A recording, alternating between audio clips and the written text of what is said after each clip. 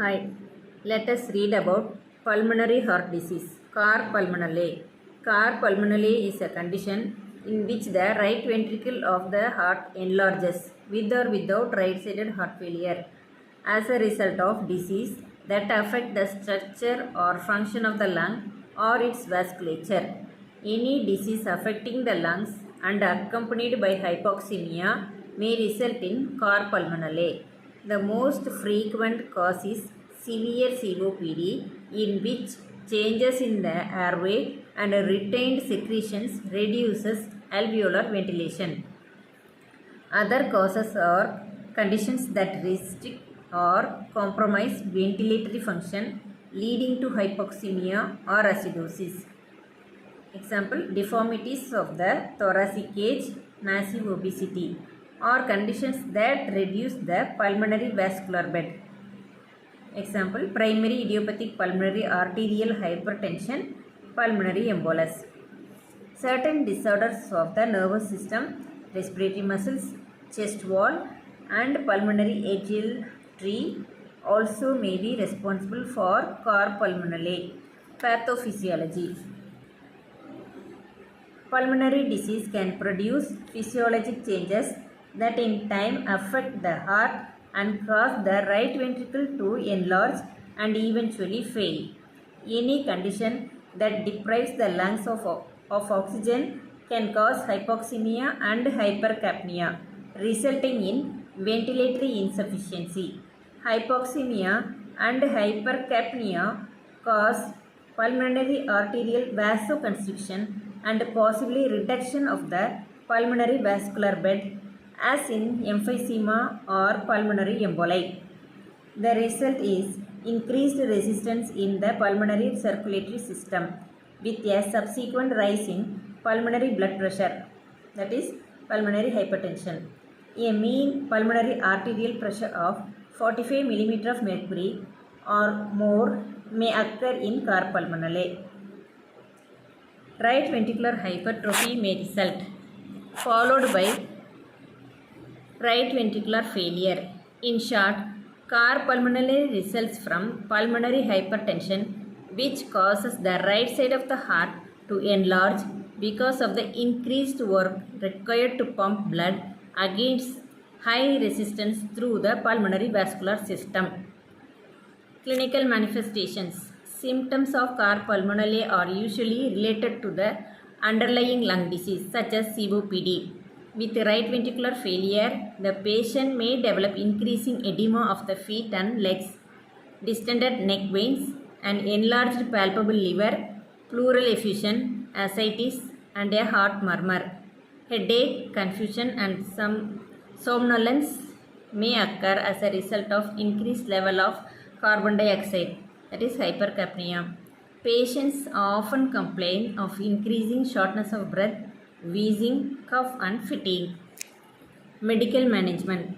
The objectives of treatment are to improve the patient's ventilation and to treat both the underlying lung disease and the manifestations of heart disease. Supplemental oxygen is administered to improve gas exchange and to reduce pulmonary arterial pressure and pulmonary vascular resistance. Improved oxygen transport relieves the pulmonary hypertension that is causing the car pulmonale. Better survival rates and greater reduction in pulmonary vascular resistance have been reported with continuous 24-hour oxygen therapy for patients with severe hypoxemia. Substantial improvement may require 4 to 6 weeks of oxygen therapy, usually in the home. Periodic assessment of pulse oximetry and arterial blood gases is necessary to determine the adequacy of alveolar ventilation and to monitor the effectiveness of oxygen therapy. Ventilation is further improved with chest physical therapy and bronchial hygiene maneuvers as indicated to remove accumulated secretions and the administration of bronchodilators. Further measures depend on the patient's condition. If the patient is in respiratory failure, endotracheal intubation and mechanical ventilation may be necessary. If the patient is in heart failure, hypoxemia and hypercapnia must be relieved to improve cardiac function and output. Bed rest, sodium restriction, and diuretic therapy are also instituted judicially to reduce peripheral edema.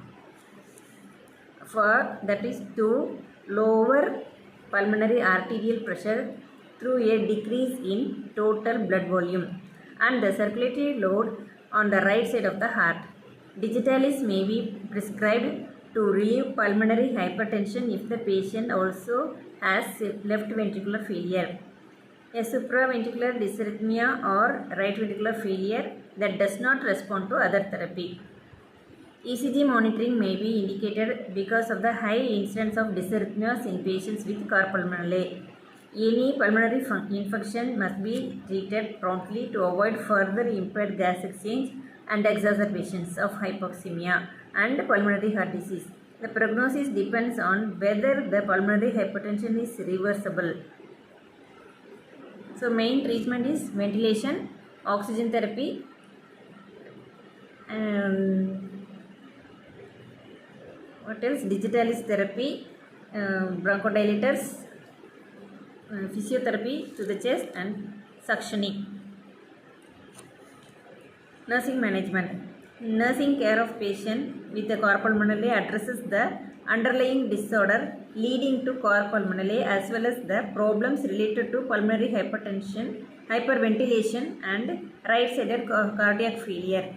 If intubation and mechanical ventilation is required to manage ARF, that is acute respiratory failure, the nurse assists with the intubation procedure and maintain mechanical ventilation. The nurse assesses the patient's respiratory and cardiac status and administers medications as prescribed. During the patient's hospital stay, the nurse instructs the patient about the importance of close monitoring, especially for fluid retention, weight gain and edema, and adherence to the therapeutic regime, especially the 24 hours of oxygen. Factors that affect the patient's adherence to the treatment regime are explored and addressed. Promoting home and community-based care.